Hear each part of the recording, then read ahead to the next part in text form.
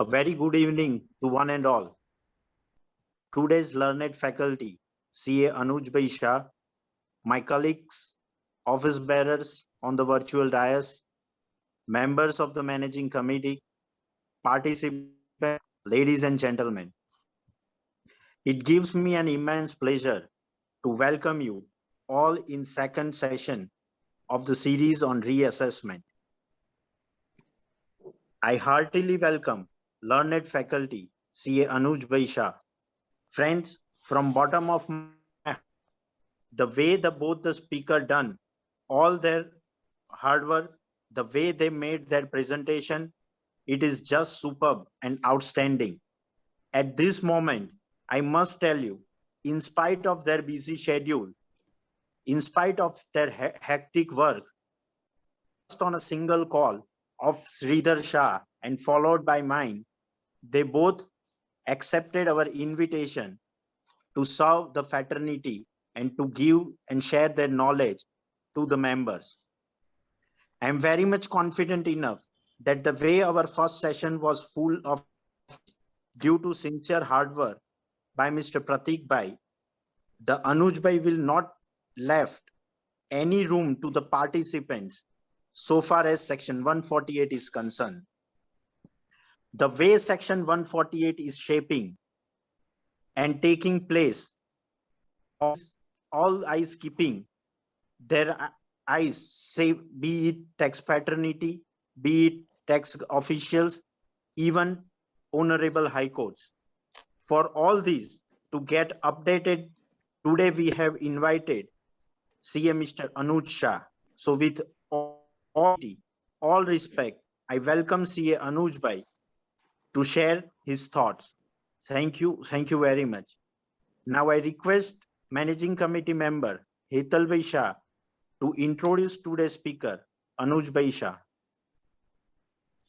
Good evening all. It really gives me an immense pleasure to introduce our today's speaker, CA Anuj Shah. By profession, he is a qualified chartered accountant and diploma holder in international taxation from ICAI. He has secured 27th rank at PE1 level and 23rd rank at PE second level in CA examinations. Out of total experience of more than 10 years post-qualification, he has worked with consultancy firms across Gujarat, and since last 7 years, he has been focusing on direct tax and international tax related compliance, litigation and advisory work. At present, he is working with Dhruva Advisors LLP at its Ahmedabad office in the capacity of Senior Associate in Corporate Taxation Division. With this, I would like to introduce before you our today's speaker, CA Anuj Bhai Shah. Please give him a very big round of applause. Thank you. Thank you, Hetal Bhai. And with this vast experience and with the words which you have shared, Hetal Bhai, now I request Anuj Bhai to start his presentation.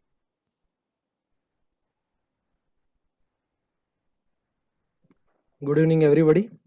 First of all, I would like to thank Mrudang Bhai, Sridhar Bhai, Hetal Bhai for their kind words, and especially for giving us the opportunity to speak before Income Tax Bar Association Ahmedabad. And I'm thankful for the opportunity in the sense that although we have experience in terms of direct taxation, international taxation, advisory work, and litigation work, we seldom get the opportunity to speak before learned people. So this is one of such opportunities which has been bestowed upon us, and the way Pratik Bhai has taken the bearer in his first lecture, I would wish to follow the suit and would like to take you through all the possible scenarios and the new regime of reassessment in this presentation, which has been, as Pratik Bhai has rightly said, has been prepared with lots of efforts and lots of time involved in that. I hope everybody gets to learn something out of it, and I would like to answer the queries, if any, at the end of the session, and we'll have sufficient time for the same. Okay, with that, I would like to share the screen. Yes, it is available, so I'll do that. Just a minute.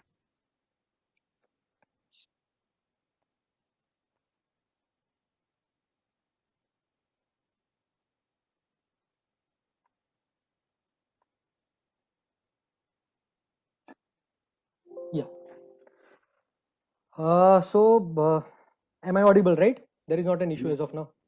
Yes, yes. Okay. So, before starting on the today's topic of new regime of reassessment proceedings, which is applicable from 1st of April 2021, I would like to just take you through for some point of time recapitulating what we discussed in the first lecture. So, as you know that assessment rights are given under Income Tax Department through Income Tax Act, which says that every person who is earning, which is chargeable to tax, has to furnish return of income, and the process of examination of such return by Income Tax Department is called assessment. There are basically four divisions wherein the powers related to assessment are given under the Income Tax Act. Regular assessment under section 143(3) of the Act. Department can also do base judgment assessment. In case of search up till 31st March 2021 and requisition of document under section 132A, block assessment was possible under section 153A onwards. And lastly, the department can assess or reassess or recompute the income under provisions of section 147 to 153, which is popularly known as reassessment. As per section 2, subsection 8 of the Income Tax Act, assessment includes reassessment. So thereby also they have taken into consideration the possibility of reassessment under the provisions of Income Tax Act. Reassessment is one of the tools that empowers assessing officer to assess, reassess or recompute turnover, etc. or income which has escaped assessment in their opinion. Now, these powers let us discuss the situation prior to 1/4/2021. These powers are vested to income tax authorities under section 147 to 153 of the Act. As Pratik Bhai rightly mentioned, that in the erstwhile provisions, section 147 and 148 of the Income Tax Act, which were I would say, the moot sections in respect of reassessment proceedings, there were certain prerequisite conditions which were bestowed upon the assessing officer to exercise the privilege rights. Why I say privilege rights? Because in regular provisions, assessment and everything is generally done, and to an extent it attains a particular issue attains finality. However, in case the assessing officer has reason to believe that income chargeable to tax has escaped assessment, and that reason to believe has got live link with the records of the assessee, then he has powers to reopen the case even after the assessment has duly concluded. For that, what was required, that one is reason to believe, second is there should be formation of belief. So Calvinator's judgment of Supreme Court says that the assessing officer has to form a belief, a firm belief, so that the rights which are discretionary upon him do not get wasted, and the selection of case happens on a very after verification of necessary documents and taking into consideration all aspects with respect to escapement of income. For that, prior approval is also prescribed under the Act, which is for which rights are given under section 151 of the Act. Section 149 was with respect to the time limit within which the assessment can be conducted. So assessment in erstwhile provisions were to be mainly conducted on or before 4 years from the end of relevant assessment year. However, exceptions were provided that if the as per the opinion, income chargeable to tax and escaped assessment is more than 1 lakh, the 4 years limit was extending to 6 years. And in case of any income which is relevant to any foreign assets or source being outside India, that limit was extendable up to 16 years. So the powers of reassessment were there from not only up to 4 years, 6 years, but maximum up to 16 years in erstwhile provisions. With that, section 150 was also there, which says that if there is a requirement by an AO to give effect of any finding or direction contained in an order passed by any authority by way of appeal, reference or revision by a court in any proceeding, there was no time limit available. Subject to subsection 2, where it says that no, it is not like unlimited time limit available.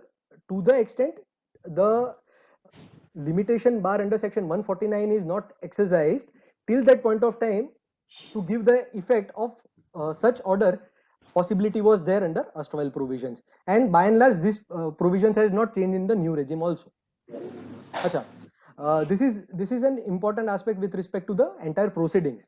I as the in my introduction it was given that I have been working since last 10 years. I have also got sufficient experience of sitting outside the offices of learned assessing officers and higher authorities, whereby we have to wait for longest period of time in order to get our turn and explain our matter before them. So faceless assessment, with faceless assessment provisions being effective, that particular experience, or I would say the agony, had largely reduced, and we can work from our office and submit at our own wish within the time frame prescribed under a particular notice. So in case of reassessment also, section 151A has come into effect from 1st November 2020, which says that central government will issue notification introducing a scheme whereby the reassessment proceedings will also get covered under this faceless assessment provisions. The purpose is to eliminate the interface between income tax authority and the authorized representative for varied reasons, optimization of utilization of resources through economies of scale and functional specialization, so that by sitting at each one's office we can communicate with the income tax department without having to visit the actual office of the assessing officer, and more or less introduce dynamic jurisdiction. So we know that the assessment as of now, we don't know who is actually the assessing officer who is mainly looking after our case. So in one way we may feel that it is dangerous in such a way that our case may get jeopardized if our explanation is not understood by the unknown assessing officer. But in other way, they call it a way of transparency, so that we or they cannot influence the matter, nor we can influence the matter, vice versa. In this regard, notification number 6 of 2021 dated 17 February has been issued by Central Board of Direct Taxes, which has amended already in operation faceless assessment scheme of 2019, which says that reassessment proceedings will get covered under this particular scheme. So from that point of time onwards, conducting reassessment proceedings will be done through faceless proceedings only. So as of now, we understand that the notices are issued by the jurisdiction assessing officer, but as per the internal guidelines of CBDT dated 10 June 2021, the jurisdictional assessing officer will issue the notice under section 142(1) and 143(2) of the Income Tax Act. Thereafter, they will inform that the case is transferred to the National Faceless Assessment Center and it will be managed from there onwards. So thereafter, once the matter is in progress, we would not be able to know who is our assessing officer. With this brief introduction, I would like to go into the main topic for the day with respect to reassessment on or after 1st April 2021. Now, from the past provisions of the reassessment, we can understand that more or less the powers were discretionary to the assessing officer. He has to have reason to believe, he has to form a belief that income has escaped assessment. And I would say, in my humble opinion, the entire procedure was little bit impractical, so as to say that first of all, the assessing officer used to issue a notice that you file the return under section 142(1) of the Act. 139, sorry, I beg your pardon, 139 of the Act. Thereafter, he, on our request, used to provide reasons for reopening. We used to object, he used to dispose of the objects, and thereafter the entire procedure used to start. This results into somewhat one-way kind of a situation, that all the discretionary powers are in hands of assessing officer. Once he has issued the notice, we are bound to comply the same. And this entire procedure which I just discussed is driven by GK and Driveshaft Supreme Court, which was in detail explained by Pratik Bhai in the last lecture, which actually provides the entire procedure to be followed by an assessing officer, so that the already discretionary power do not get further expanded. That if just imagine that you are not given any reasons, but you are just mandated to file your return of income, and during the course of hearing he has discretion to explain you for what reasons he has issued the notice. So although every issue over a period of time are largely settled by Supreme Court judgment, but in my humble understanding, the erstwhile provisions were little bit impractical in terms of starting out the whole procedure, and the rights of assessee were by and large curtailed because of the first instance of issuance of notice to file the return. So unless and until you file the return, you would not know whether any for what reasons it has been issued, and you have to go through the entire procedure of reassessment in order to conclude the matter at that point of time. In this case, the memorandum of Finance Bill 2021, they want to make this entire procedure, including the search proceedings, less litigative and more information based. That is what the two aspects which this new procedure intends to take into consideration. It is little bit earlier to decide how it will take shape. However, the intention from the memorandum, if we read, it says that so far as search, they have said that although the procedure was well defined under the Act, the experience with the procedure has been no different. Likewise, provisions for block assessment, these provisions have also resulted into number of litigations. As I said, that because of the discretionary powers vested with the assessing authority and limited powers available in the hands of assessee, number of litigations were always present during the course of introduction of these provisions. Secondly, what they say is that this is the era of advancement of technology. Technology has expanded so well that based on the available information itself and compiling and analyzing that information, they can decide the course of action in terms of whether this particular matter is eligible for reassessment or not.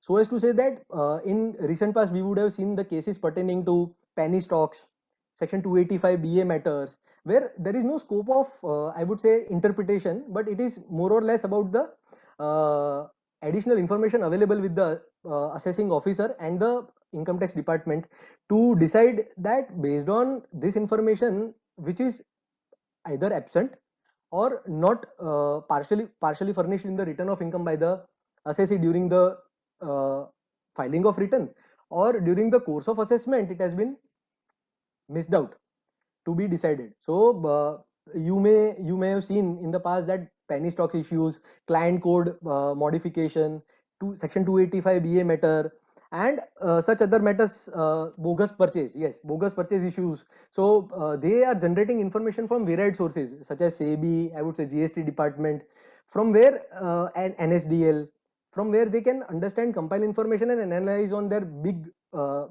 data analysis that these informations are not provided by the assessee, and based on that information, I would say cogent evidence based on which they are opening reassessment. And recently the trend is that the reassessment notice challenged by way of writ and challenging under Constitution Article 226 are generally rejected by the High Court, stating that the firm information is available by the assessing officer and he has reason to believe that income has escaped assessment. So the assessee has to abide by the notice and follow the due course, and in the due course, if he feels that some injustice has happened, then he can take the routine course of action by going to CIT appeal, ITAT and so on. What they say in memorandum is, due to advancement of technology, the department is now collecting all relevant information related to transactions from taxpayers, from third parties. Similarly, information is also received in various departments. So this information is used to verify the information declared by taxpayer in return and to detect non-filers, those who have not disclosed the correct amount of total income. Therefore, assessment or reassessment or recomputation to a larger extent is now information driven. So the entire intention or entire thirst of the new proceeding is basically on the information, and the intention behind this, which is forming part of the memorandum, is to make it more litigative. So in the upcoming slides, we will be able to see that why and how they wish to do it more litigative or less litigative. These are some salient features which says that the erstwhile search procedure related sections of 153A and 153C will only get applicable up till 31st March 21, and they will now, any search which is undertaken post 31st March 21 will be governed by sections of reassessment only. They have formulated a strategy called risk management strategy, based on which they will take into consideration whether a case is to be taken up for reassessment or not. Similarly, final objection of Comptroller and Audit General, that is in short we call as C&AG, can also be one of the reasons to take up the case for reassessment. In order to, I would say, strategize and legalize the judgment of GK and Driveshaft of Supreme Court, they have inserted a section called Section 148A, which we will discuss at length in the subsequent slides, which has made a paradigm shift in the entire reassessment procedure, I would say. By and large, apart from the insertion of new sections, the sections have been numbering have been kept as it is. As you say, 147 to 153 are the new scheme of reassessment, having the provisions for 147 to 153. Now, in order to familiarize ourselves with the new provisions, I generally what we do at our own pace is to understand a particular new provision is to compare with the old provision. So in more or less, I have done this particular effort to put this particular and every section in comparison to the old, so that we can understand and discuss, if the need be, on the each and every aspect of the new provisions in comparison of the old. So we'll start with section 147 of the Act, wherein if you see on the left side, the old provision has been put in. So first line itself says that if the assessing officer has reason to believe that any income chargeable to take has escaped assessment for any assessment year, he may subject to provisions of 148 to 153 assess or reassess such income and any other income which comes into his consideration during the course of assessment. That the word reason to believe has been absent in the new provisions. So it says that if any income chargeable to tax in the case of an assessee has escaped assessment for any assessment year, the assessing officer may subject to provisions of 148 to 153 assess or reassess such income or recompute the loss or depreciation allowance and any other allowance or deduction for such assessment year. So the word reason to believe, which was the moot contention on both the sides, to say that I have a reason to believe that your income has escaped assessment, that entire reasoning has been kept out of the new provisions of the reassessment. So we'll see why it has been done so and whether that reasoning gets covered in other provisions of the Act or not. Now, if you have seen erstwhile 147 provisions, they were very bulky, and that main section was followed by various provisos and explanations. However, none of such provisos and explanations have been repeated in new provisions except for explanation 3. So if we see in section 147, I have with me the Bare Act, that it was a lengthy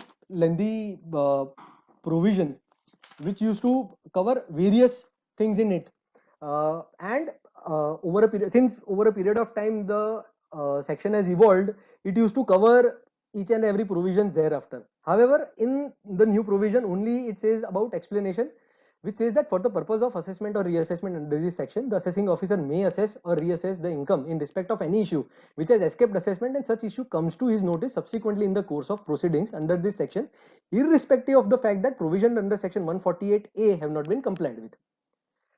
So these wordings are more or less in line with explanation 3 of the erstwhile provisions.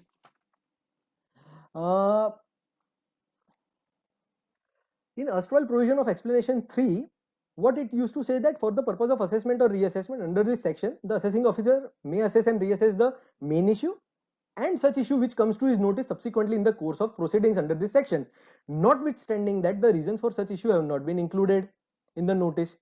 So earlier we used to interpret this word "and," which I have kept in bold, that he has to first of all take into consideration the main issue for which he has issued the reassessment notice.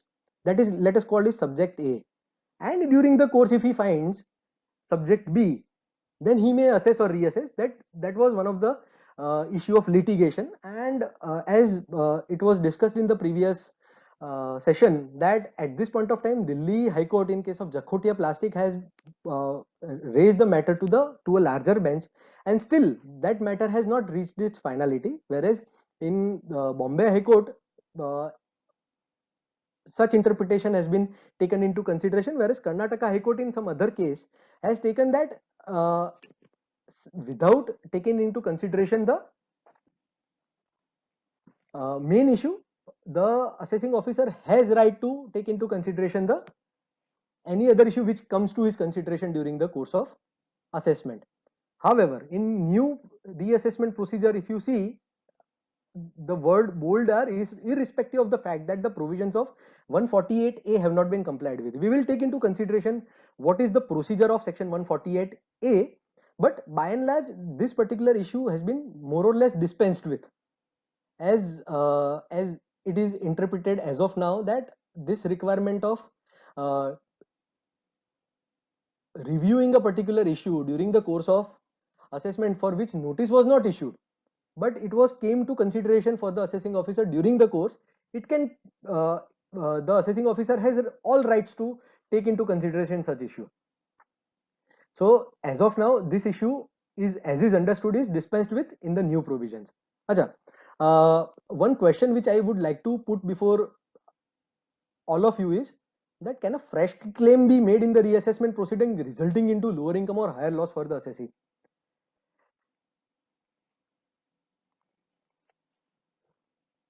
So in this case, so far as the old provisions are concerned, there is a very old Supreme Court judgment of Sun Engineering Works Private Limited in 1992, which says that just a minute, somebody would like to chat. Acha, sorry.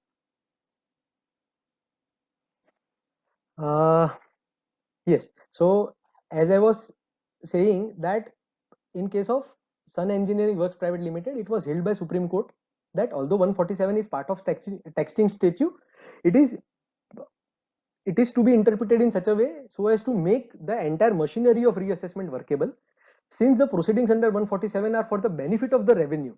As we know that reassessment is generally done to analyze a particular year and income tax return filed therein to see whether any income has escaped assessment or not. So if it is generally understood to be for the benefit of the revenue and not for the assessee, and it is to aimed at garnering the escaped income of the assessee. So the same cannot be allowed to converted as a revisional or review proceeding at the instance of the assessee, thereby making a machinery unworkable. In the reassessment proceeding, it was not open for the assessee to seek a review of the concluded item unconnected with escapement of income for the purpose of computation of the escaped income. So by and large, Supreme Court says that reassessment provisions are for the benefit of revenue, and assessee cannot take into consideration any concluded issue during the course of reassessment. So generally, if we have to make a fresh claim, what is the general procedure is you have to do it in original return of income. If you have failed, you can do it in the revision of the return. If it is not done, and let us say that revisions date has expired, then you can do by putting a application under section 119 of the act. However, if we follow this particular judgment, it says that reassessment procedures cannot be the machinery whereby an assessee can claim a already concluded matter for which time limit has already expired. However, we have got Supreme Court's larger bench judgment in case of KL Srihari HUF, which is a judgment after judgment of Sun Engineering Works Private Limited, which says that once the reassessment procedure starts, it erases. The word used is effaced. It erases the original assessment order. The judgment of Supreme Court, where when the SLP was raised before it only took into consideration this limited point, and it held that once the reassessment procedure starts, original assessment order is erased, is to be considered as erased. Thereby, meaning thereby, an assessee, it is open for an assessee to take any fresh claim during the course of reassessment as if no assessment has happened in his case. Recently, just few days back, Karnataka High Court has followed this above judgment of Supreme Court in case of Karnataka State Cooperative Apex Bank Limited, which was also discussed by Pratik Bhai in our first session, wherein it was held. The issue is slightly different in terms that in case of this particular entity, Karnataka State Cooperative Apex Bank Limited, there was intimation issued under section 143(1) of the Act. Thereafter, reassessment notice was issued in its case, within which it raised a new claim of loss on shares of around 8 crore rupees. So up to IT80 level and up to IT80 level, it was held that since this issue was never raised in the return itself, now it cannot be raised because all the timelines of revision of return and remedy of section 119 is not taken in, otherwise the timeline has expired for the assessee. However, the Karnataka High Court, taking into consideration KL Sri Hari HUF and another jurisdiction judgment of Jagmohan Rao, which got finality at Supreme Court level, held that first of all, once the reassessment takes into consideration is initiated in case of an assessee, the earlier order gets erased, as I just now said. Secondly, taking into consideration Supreme Court judgment of Rajesh Jhaveri Brokers, it said that 143(1) after Finance Act 1999 is not an assessment order itself. It is just an intimation. So as I said, in Karnataka State Cooperative Bank's case, there was an intimation only. There was no regular assessment undertaken for that particular entity. So Karnataka High Court held that since there was no prior assessment done in its case, plus KL Sri Hari HUF says that once reassessment starts, original assessment gets erased, an assessee can put into consideration a new claim during the course of reassessment also, and direction has been given to make a de novo assessment in case of the assessee in the instant case. So this is a very recent development which has happened, and going forward we probably see new things happening so far as the old regime is concerned, and new matters may arise on this particular count, because it has now unsettled a erstwhile prior and settled matter of raising new and fresh claims before the assessee. So this is a very recent development. I thought I would share my thoughts on the same. So going forward into section, just a minute. Right. So this is what section 147 of the new regime, which has been curtailed to a great extent, and by and large it has more or less the matters has been sent into 148 and 148A. We will see now. So in erstwhile section 148, it was stated that before making the assessment or reassessment or recomputation under section 147, the assessing officer has to issue a notice asking the assessee. Sorry.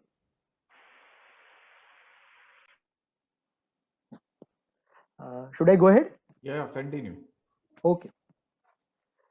So in erstwhile section 148 provisions, the assessing officer has to issue a notice asking an assessee to file return of income, and before issuing the notice, he has to record his reason for doing so.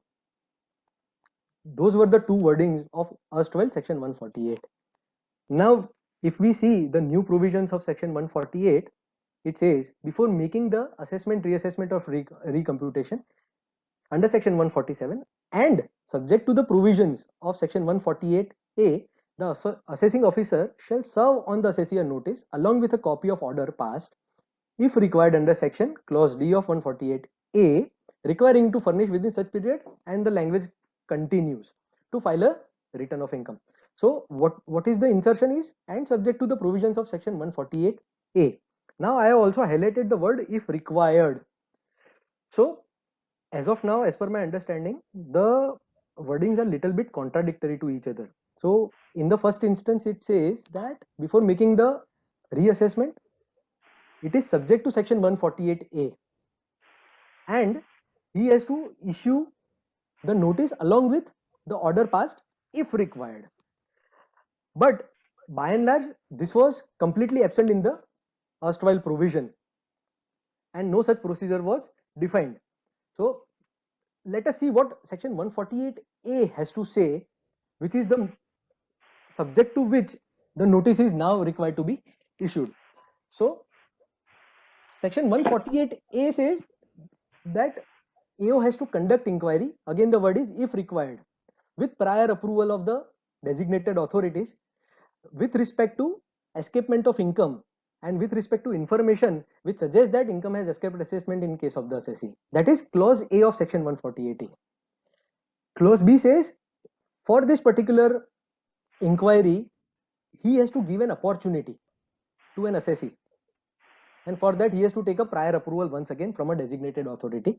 He has to issue the notice to the assessee requiring him to provide his reply so as to say that why notice under section 148 cannot be issued in its case.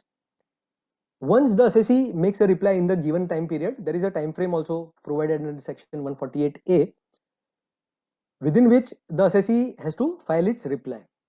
AO assessing officer will have to take its reply into consideration as per section 148A clause C, and he has to pass an order to say whether it is a fit case for issuance of notice under section 148 or not.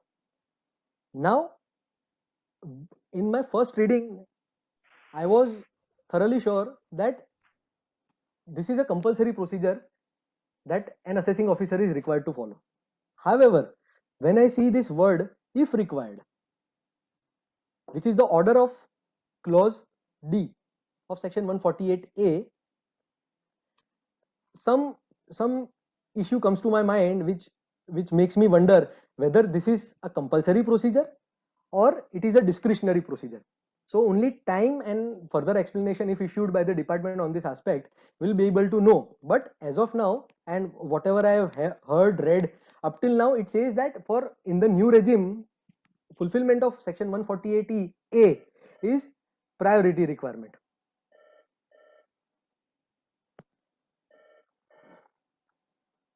So I'll take just a pause, just a minute here.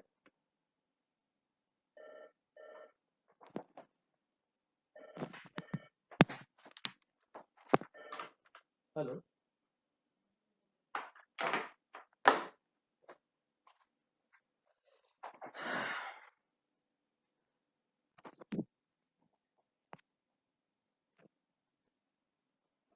Sorry for the interruption. Actually, some call was ringing, so I had to shut it off.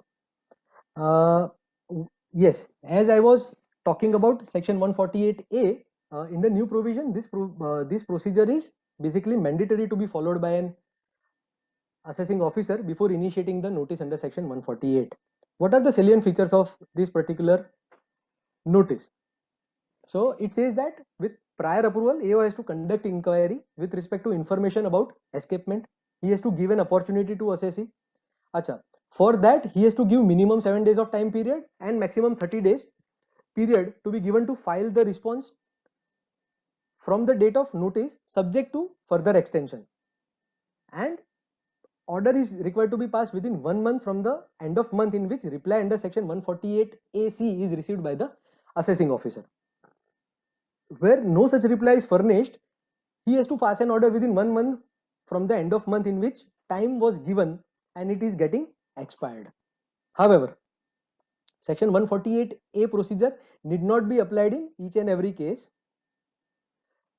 and there is a proviso given in section 148A which says that in case of search, initiated under section 132 or documents and other information which are requisitioned under section 132A of the Act.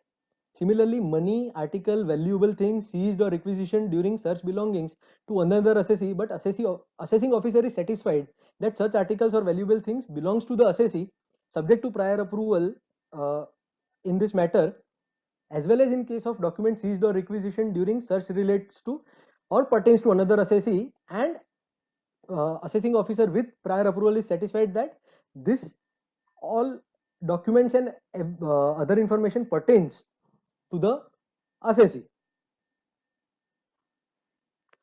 I am again sorry for the interruption. Give me a moment.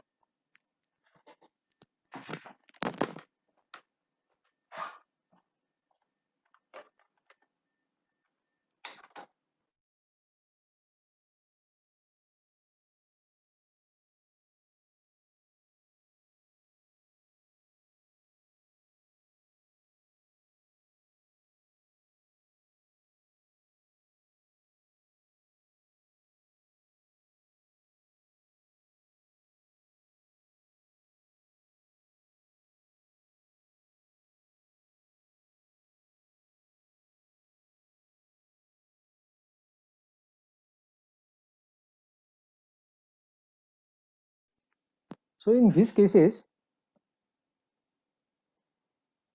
section 148A procedure need not be followed by the assessing officer to initiate the reassessment proceedings.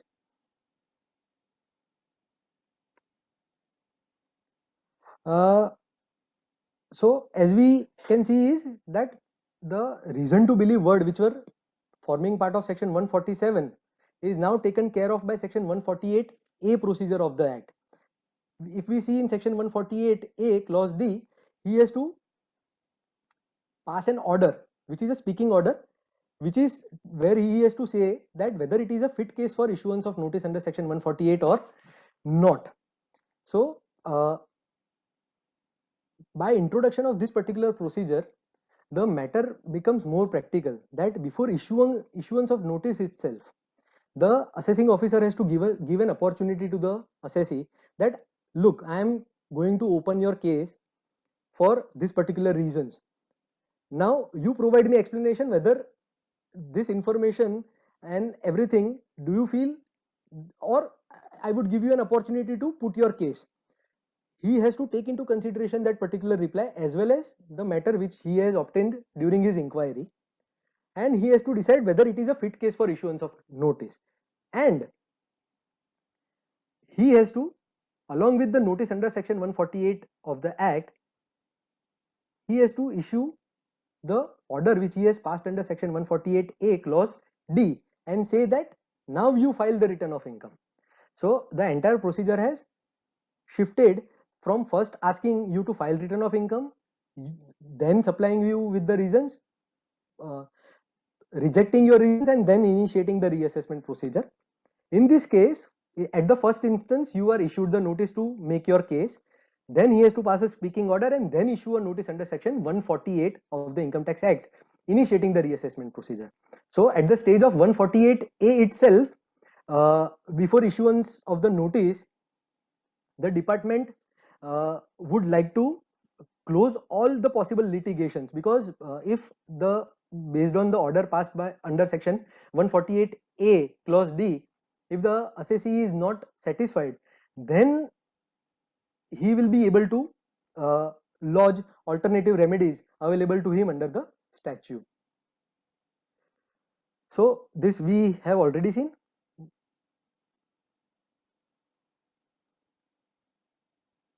And which we have already explained. Another important point is that there are multiple approvals which is required to be taken into consideration by the assessing officer before initiating the procedure itself. So before initiating the procedures, there are four basically approvals which he has to take. Before conducting inquiry, he has to take a prior approval of designated authority. Before issuing the notice under section 148A clause B, he has to take an approval. Before passing the order also, he has to take an approval. And in section 148 first proviso also, before issuing the notice, he has to take a prior approval. So the second aspect of information which we are going to deal in the subsequent slides, this aspect I would say is done in order to reduce the discretionary power of an assessing officer and its higher authority. As we know that in erstwhile provisions for issuing notice under section 148, within a period of 4 years from the assessment year, the assessing officer has to take only the approval of joint commissioner. So he goes with his reasons, and by and large the approval used to come in affirmation, and he used to issue the notices. Now at every stage, even before issuing the notice under section 148, he has to get it approved by designated authorities. So what it means is, it says that the decision of reassessment is not only bestowed upon the assessing officer, but before the starting of the procedure itself, the matter is discussed, decided, and made aware at higher authorities as well. On the flip side, as we have seen in the past, that these approvals are generally rubber stamp approvals. So yes, approved, such kind of words may come in a particular approval when it is sought from the assessing officer. So under the new regime also, this can be one of the area where litigation may happen, that assessee needs to ensure that approvals are properly given by the designated authorities, and they are not merely stamp of approval that yes, I approve, this procedure should be initiated. Similarly, in 148A, as I said, that the powers of conducting inquiry are discretionary.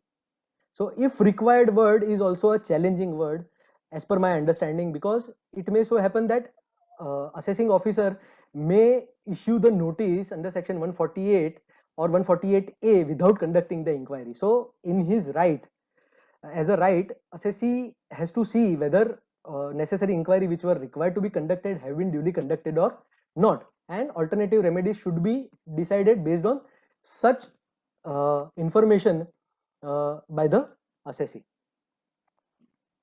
Coming back to section 148, wherein in first leg we talked about section 148A and how it is correlated with the timeline of issuing the notice or initiating the procedure under section 148. Now what it says, first proviso says that no notice under this section shall be issued unless there is information with the assessing officer which suggests that income chargeable to tax has escaped assessment, and the assessing officer has obtained prior approval of the specified authority to issue such notice. So second leg we have discussed. In first leg it says that unless there is information. So as we said, as we discussed in the memorandum, the main thrust of initiating any procedure is based on information. Now they have given definition in explanation 1 which says that what is information. So any information flagged in case of the assessee for the relevant assessment year in accordance with the risk management strategy formulated by board from time to time. So this is a very new era, I would say, where one new risk management strategy would be formulated by the CBDT. Now what, how, where, and all such other questions are not yet been answered by the income tax department in this regard. So we would not know what actually lies in this risk management strategy, and any information flagged in this particular RMS will be considered as information for the purpose of initiating reassessment. Secondly, any final objection raised by CNAG to the effect that assessment in case of assessee for relevant assessment year has not been made in accordance with the provisions of this act. So if CNAG in his final objection states that the assessment which has happened once in the case of the assessee has not happened in accordance with the provisions of the act, such objection can also be considered as information. So at this point of time, there are only two meaning which has been given in explanation 1 to new section 148 to initiate the reassessment procedure. What explanation 2 says, that search is initiated under section 132 or document requisition under 132A survey is conducted in under section 133A with some exception, and search conducted in case of or document requisition in case of any other person that in the understanding of assessing officer belongs to assessee, or any books or accounts document seized requisition in any other person on or after 1421 pertains to or any information contained therein relate to the assessee, the assessing officer shall be deemed to have information which suggests that the income chargeable to take tax has escaped assessment in the case of assessee for 3 assessment years immediately preceding the assessment year relevant to previous year in which action was taken. So what it says is there are two phases of information. One is RMS and final objection of CNAG, whereas in case of search, survey and matters belonging to others, but with prior approval, assessing officer feels that this belongs to the assessee or relates to the assessee. For that particular purpose, it would be deemed that the assessing officer has information to initiate proceedings not for the assessment year but also for the 3 assessment years preceding the assessment year in question. So from 1st April 2021 onwards, the search related cases will also be covered by reassessment proceedings under section 148 of the Act because of this deeming information availability provision inserted in the same.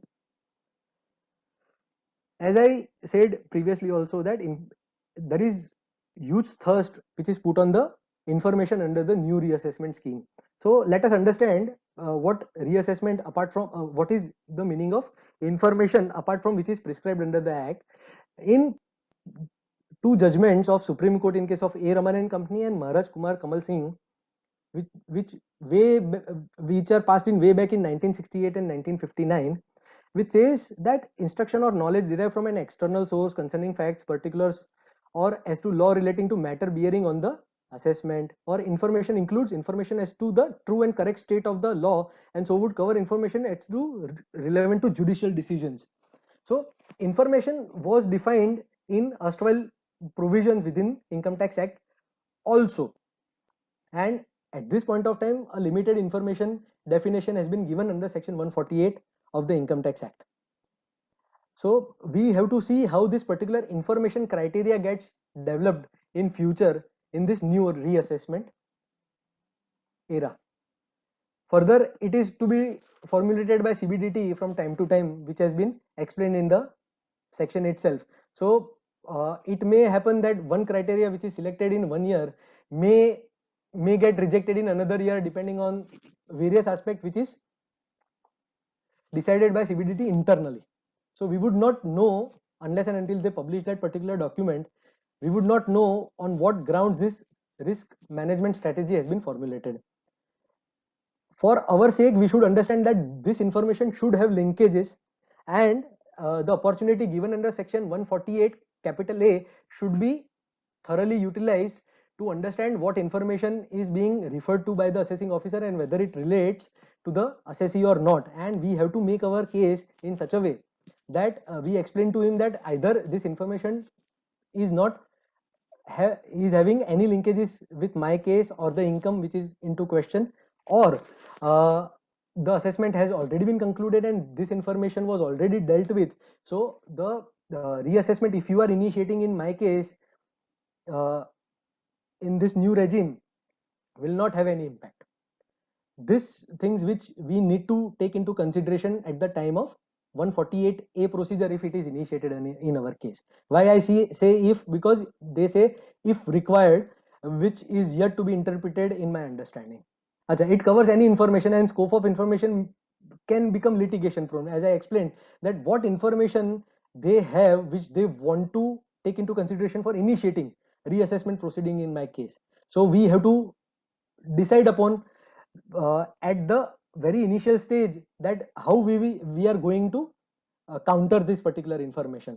Being internal document, it may unless published we would not be able to know what strategy they have taken, and it is dynamic also. Being one benefit which I say is that since it is computer based, the entire risk management strategy is computer based, so the discretionary rights of AO in stating that I have this information and that is why the case is fit for reopening, that kind of contention goes out of the system, and it is, since it is computer based, we may expect it to more transparent. That is what I would like to believe and hope for the same. Second point of information lag is final audit objection of CAG.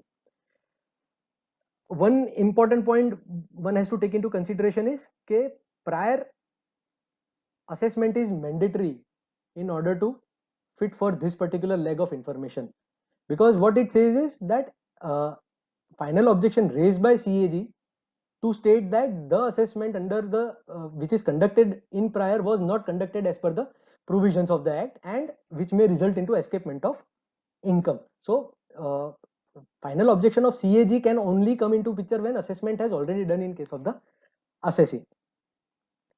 Acha, in erstwhile provision, it was a settled law that initiation of reassessment proceeding based on audit objection was not valid. In case of Jyoti Limited versus Gujarat High Court, it was held that merely based on audit objection, it cannot initiate the reassessment proceeding. There are other Supreme Court judgment also where this view has been affirmed. So it was a settled law in erstwhile case. The entire matter has now been dispensed with, I would say, and this final objection of CAG is now considered as information, and it has been legalized to initiate the reassessment in case of the assessee. The question which we can put here is that final objection with respect to which matter. So there can be two types of matter. One which is already dealt by the assessing officer during the course of assessment, regular assessment, and for which he himself in his response says that in my understanding I already concluded that matter, and we may have difference of opinion, but this particular matter is already dealt in during the regular assessment. And secondly, it can be another matter wherein which was not taken into consideration during the course of regular assessment itself. So let us say on 5 issues assessment was concluded, and during the audit it is found that this matter was specifically not explained or dealt with by the assessee, or the question was not raised by the assessing officer. Then I would say that it would be more practical to consider that particular objection as an information to initiate reassessment proceeding in the current scenario. For those matter where there is difference of opinion between internal departments only, I don't think so that should be considered as information in the new era. These are the specified authorities for granting approval under section 148 and 148A. I know I'm jumping to the other section, but since we have talked about the specified authorities under section 148 and 148A, I feel that this is a correct way to address who are the specified authorities, and we may take into consideration the other provisions post this. So what is specified authority? So it says that if reopening is made within 3 years from the end of relevant assessment year, it is pre-CIT, pre-DIT, CIT or DIT. If it is made after 3 years from the end of relevant assessment year, so in an extended period of 3 to 10 years, the approval has to be taken from pre-CCIT or pre-DGIT, or where such authority is not there, then from CCIT or DGIT. Now, if you can recall that in erstwhile provisions, within 4 years, the approval was to be taken from JCIT, whereas reopening to be made after 4 years, approval was required from pre-CCIT, CCIT or pre-CIT or CIT. Whereas if you see the first 3 years, which is the basic requirement under section 148, the approval itself has to be taken from pre-CIT or pre-DIT or CIT or DIT. So the approval level has been enhanced. That is what I would like to highlight here. Now let us take into consideration the time period to issue notice under section 149 of the Act. Under the new scheme, no notice shall be issued for the relevant assessment year if 3 years have elapsed from the end of relevant assessment year, unless the case falls below in clause B. So clause A says that reassessment under new regime can be made only for the 3 years prior to the end of relevant assessment year, except for the circumstances mentioned in clause B. So what clause B says, that if 3 years but not more than 10 years have elapsed from the end of relevant assessment year, unless the AO has in his possession books of accounts, other documents or evidence which reveal that the income chargeable to tax represented in form of asset which have escaped assessment amounts to or likely to amount to rupees 50 lakhs or more for that year. Now, if you see that if you have to breach in erstwhile provision the time period of 4 years and extend it to 6 years in the first instance, the escapement of income was likely to be rupees 1 lakh or more. Whereas what new criteria has been stated here is that if 3 years, not more than 10 years. So first of all, not up to 6 years, but it can be opened up to 10 years. So the 16 years criteria has now gone out of the system, more so when because the for dealing into foreign assets and non-disclosure of the same, the government is taking into consideration this Black Money Act to try this type of cases. So I would say that that matter gets covered. So here only two criteria is there, 3 years and 10 years. For extending the period from 3 years to 10 years, what they say is that assessing officer, the word is important, the assessing officer, and not anybody else should have in its possession the books of accounts and other documents to say that any income chargeable to tax represented in form of asset has escaped assessment and it is valuing rupees 50 lakh or more for that particular year. Then and then only the extended period can be initiated. Secondly, what asset is meaning, it is defined that it includes immovable property being land, building or both, shares and securities, loans and advances, deposits in bank account. So asset has also already been defined under the act to include. So it may be expanded at a subsequent stage because it's an inclusive definition. Similarly, the period related to response and action taken under section 148A has to be excluded while taking into consideration section 149 time limits. So generally the assessment has to be done within 3 years, but subject to these conditions it can be extended for further 10 years which has been provided. This is comparison which we have already explained, for which the to expand the time period, possession of books of accounts or other documents must be there in the hands of the AO himself, which is valuing more than 50 lakhs to initiate the reassessment beyond that period. Apart from that, there is a proviso. Somebody would like to speak something? I'm having some voice. Oh, okay. So there is one proviso which is mentioned under section 149, which says that provided no notice under section 148 shall be issued at any time in case of the relevant assessment year beginning on or after on or before 1st day of April 2021, if such notice could not have been issued at that time on account of being beyond time limit specified under the provisions of clause B of subsection 1 of this section as stood before Finance Act 2021. We will deal into this particular controversy. First of all, let us see what clause B of subsection 1 of erstwhile provision used to say, that if 4 years but not more than 6 years have elapsed. So it is talking about the extended time period from 4 to 6 years. In the provision of section 149, what it says is no notice for any assessment year prior to 1/4/2021 cannot be issued if such notice could not have been issued at that time on account of the time period being expired under clause B of subsection 1. Now this word can have two interpretations. First interpretation, which is intended, that under this interpretation the test is whether the assessment year could have been reopened under the erstwhile provision. If the answer is yes, then it can be opened in the extended time period subject to fulfillment of asset and value criteria. So we can safely say that from assessment year 15-16 onwards, the criteria of 6 years have increased to 10 years. However, the word at that time, which is highlighted here, can be interpreted in other way, that it circles back to the time when the notice is being issued. So if I read that provided no notice shall be issued if such notice could not have been issued at that time.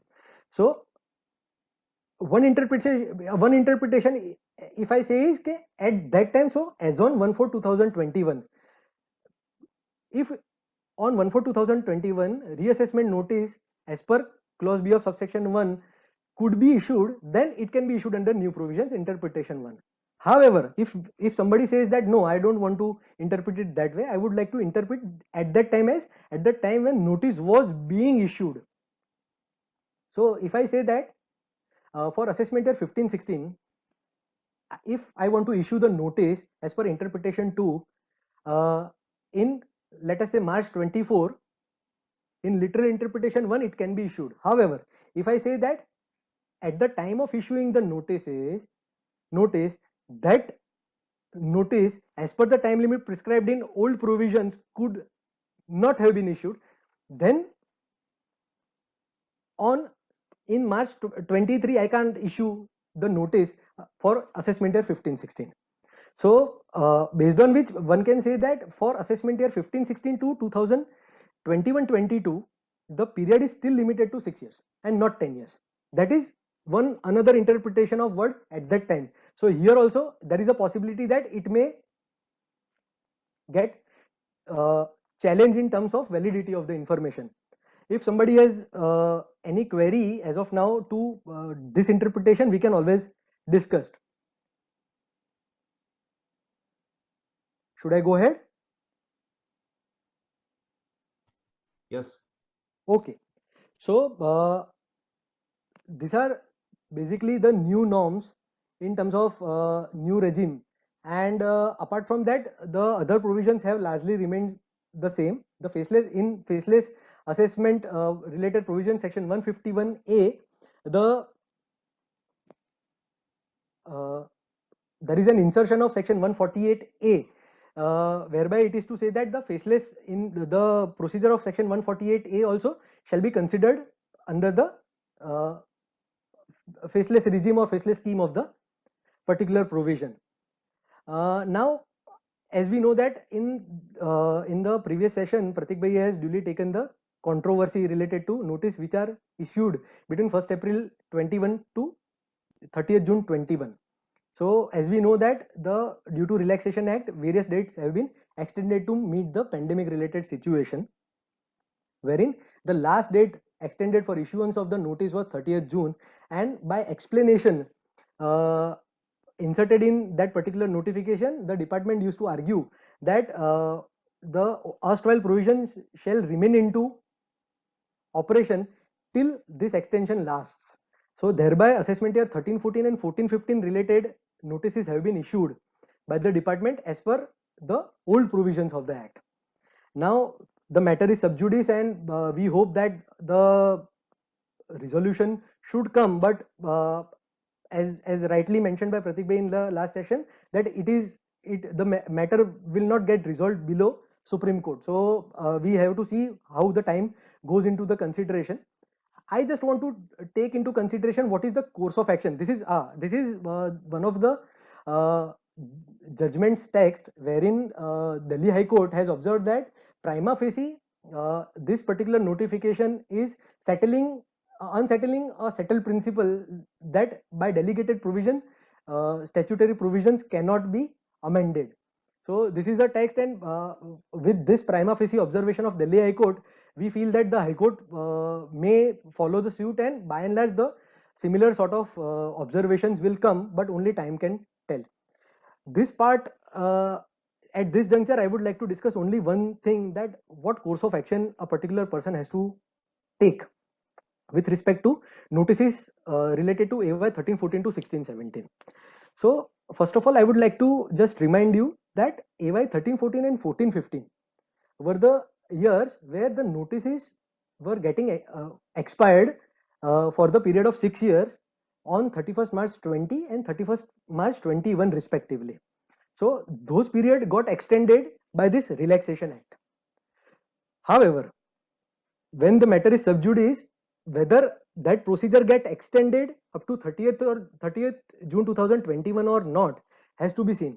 However, for assessment year 15-16 and 16-17, only the period of 4 years was getting extended. 4 years was getting expired on 31st March 20 and 31st March 21 respectively.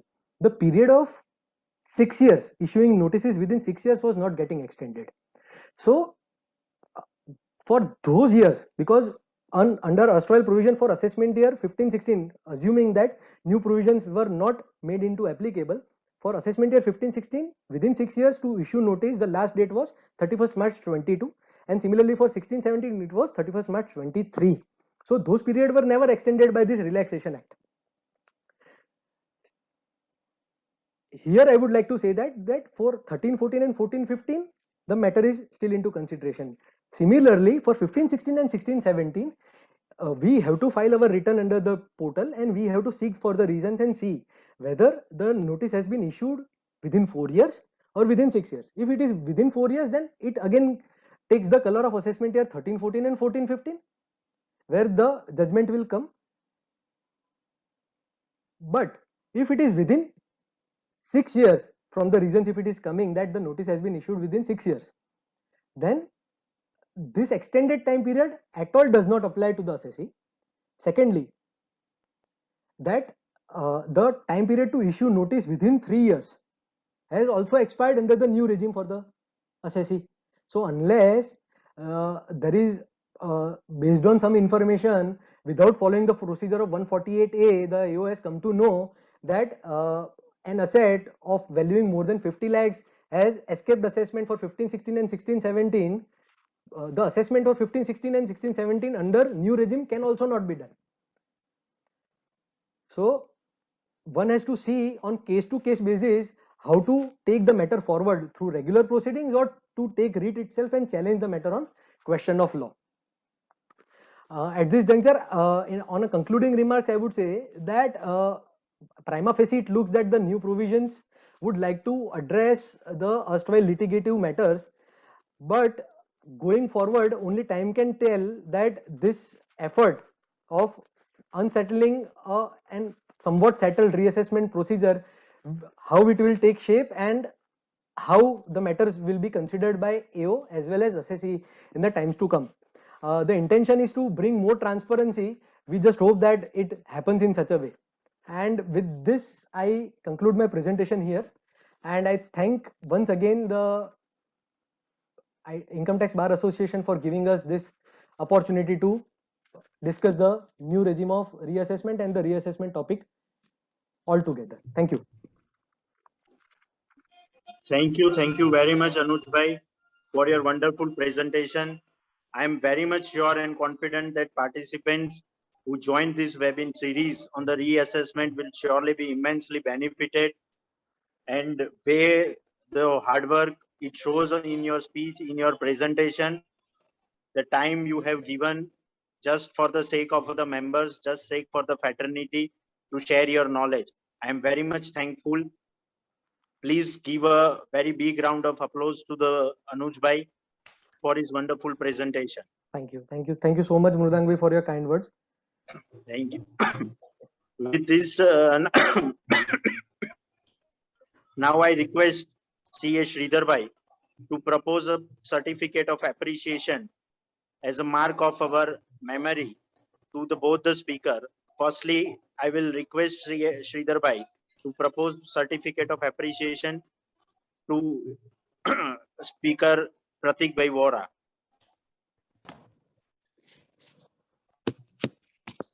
Sir, please kindly accept this certificate as a mark of gesture.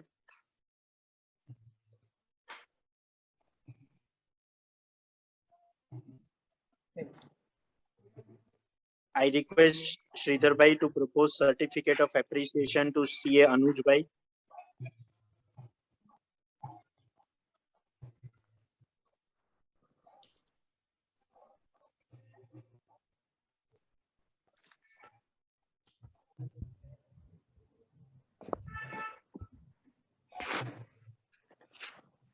Thank you very much.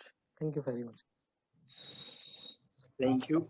I request any participants who have the questions, we can ask here.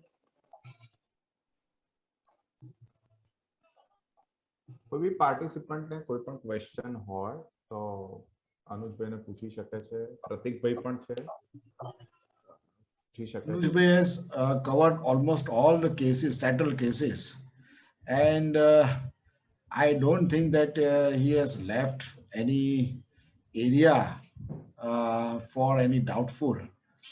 And so the new sections will come with new litigations. Let's hope not. Yeah. At this juncture, I sincerely believe that the old era doesn't come, Yeah. and we don't have to again go for litigative issues and the Yes. information and everything.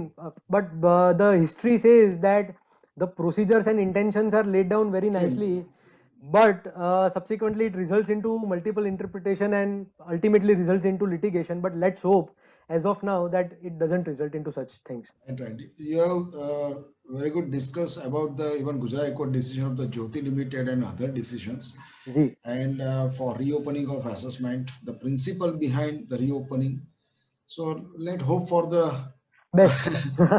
Correct, Yes. correct. And it's good to have such nice words from your end, Rupesh bhai. Yeah, I would yeah. appreciate. And lastly, Yes. in spite of the settled law, even the department is issuing the notices. So even the case is assessed under 153A, even though on the basis of the audit objections they are reopening. Right. So we know that it will not be tenable at a higher level, but still they are.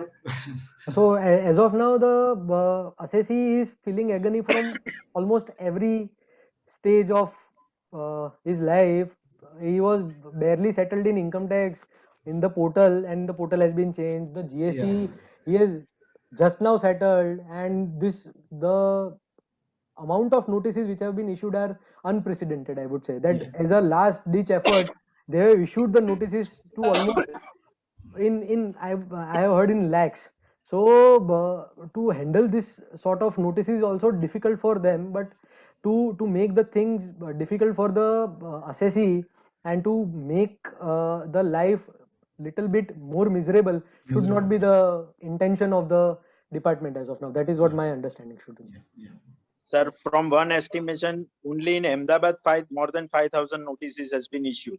Yes, Mridang bhai. So I think this is the in one historical that notices has been issued. Correct. And on the top of the same, the portal is also not helping us the way it should. So the deadlines are unduly extended, and the synchronization of work and everything, the whole procedure is right now getting little bit complex for tax professionals and the assessee.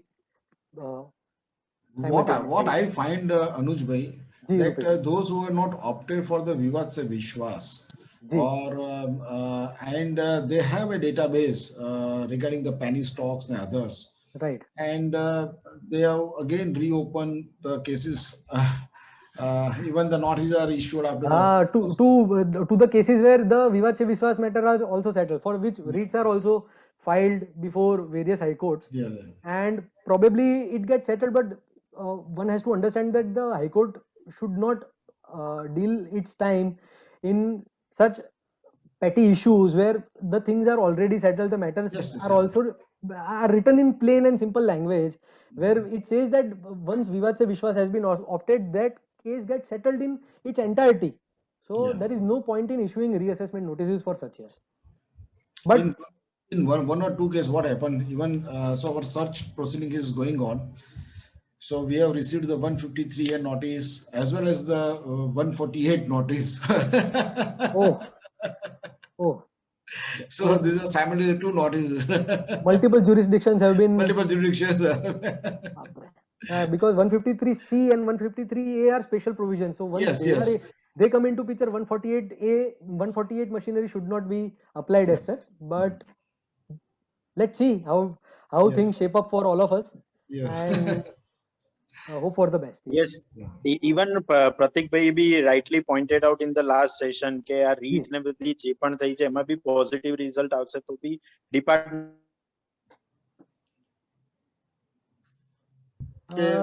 ના સાહેબ નથી. અચ્છા, is left. Okay. Okay. With this, any more questions we have? કોઈને કોઈ question હોય તો otherwise પછી આપણે આને કન્ક્લુડ કરીએ. Okay. Seems like there isn't any question, and I'm sure that Anuj has not left any room to the participants. With this, I request CA Sridhar to propose a vote of thanks and to conclude this series. Good evening.